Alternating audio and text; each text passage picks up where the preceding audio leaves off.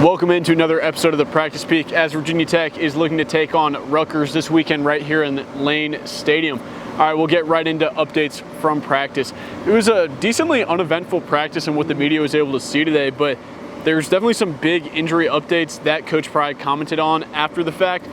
During the practice, though, in blue, there were a couple players in blue, running back Bashal Tootin, wide receiver Steven Gosnell, and then notably linebacker Kelly Lawson. Coach Pry commented on these players, didn't exactly give a positive update on linebacker Kelly Lawson.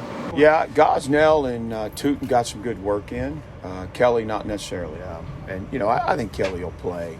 It's just a matter of how many snaps. Now, outside of those two, there were a couple other injuries that were sustained at ODU. Left tackle Xavier Chaplin, as well as wide receiver Ollie Jennings, were a little banged up.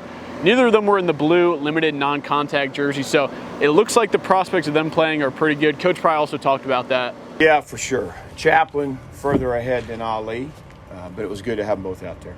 Now, aside from injury updates, one of the other large storylines maybe headed into this game is that left guard position, kind of battling between Bob Schick and Laith Ganem. Maybe Laith Ganem, the younger redshirt freshman with the higher upside, but Bob Schick, the grizzled veteran with the lower floor. The been splitting time, but Bob Schick was sort of repping with the first team today. Coach Pry commented on this battle and what Bob Schick brings to that position. Yeah, between Laith and Bob, they both merit playing time.